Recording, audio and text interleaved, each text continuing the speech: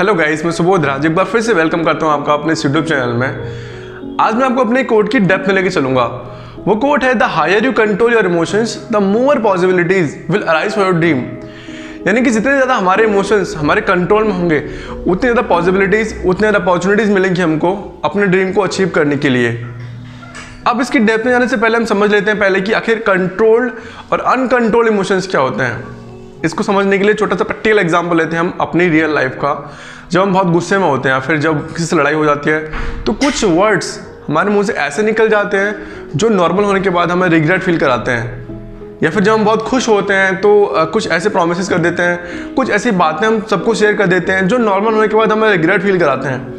ऐसे इसीलिए होता है कि उस टाइम पे हमारे इमोशंस हमारे कंट्रोल में नहीं होते, इसीलिए ये सब हो जाता है। दूसरी तरफ आपने सुना होगा कुछ ऐसे लोग के बारे में जिनके बारे में लोग अक्सर कहते हैं, अरे वो आदमी बहुत अच्छा है, अरे वो पोलाइट है बहुत ज़्यादा, उससे कुछ कहो किसी की बात का बुरा नहीं मानता, कुछ हो तो कहता है अरे जाने दो ना, बुरा क्यों मानना। क्या ऐसे इंसान को बुरा नहीं लगता?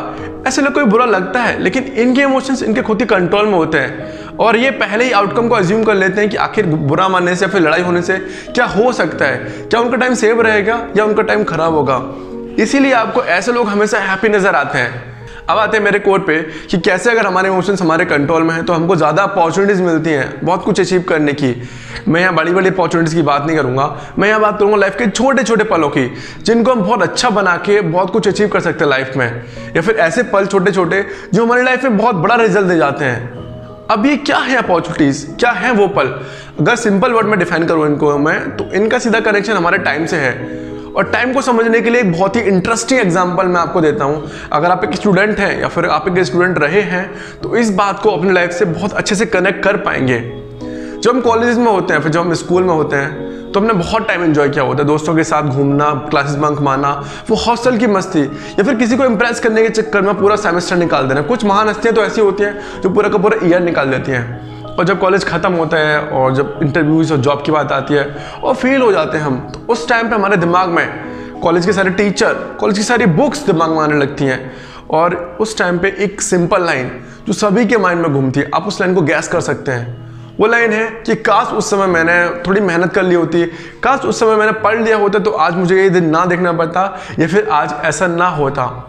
और गाइज यही टाइम होता है जब हमारे दिमाग में वो सारे पल आते हैं, वो सारे मूवमेंट आ जाते हैं जहां हमने अपने टाइम को बहुत बेकार किया होता है। अब यहाँ पे एक कॉमन क्वेश्चन आपके दिमाग में आ सकता है कि उस समय थोड़ी ना हमको पता होता है कि आगे जाके ऐसा होने वाला है, या तो वो हमारा पास था, उसको हम जाके चेंज नहीं कर सकते।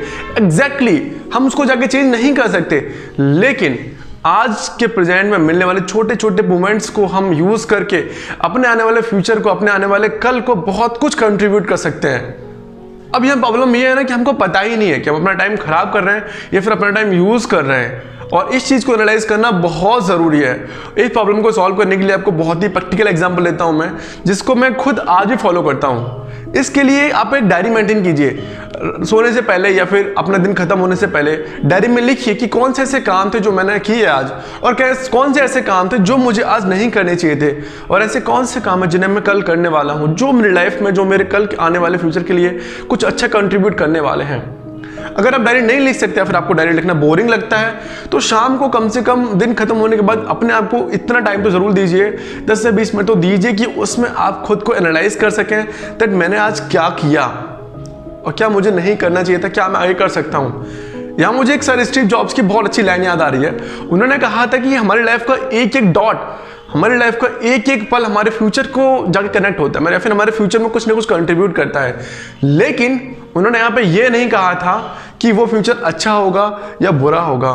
तो ये हमारे हाथ में, ये आपके हाथ में है कि हम अपने डॉट को, हम आज के पल को कितना अच्छा बनाते हैं अपने फ्यूचर को अच्छा बनाने के लिए।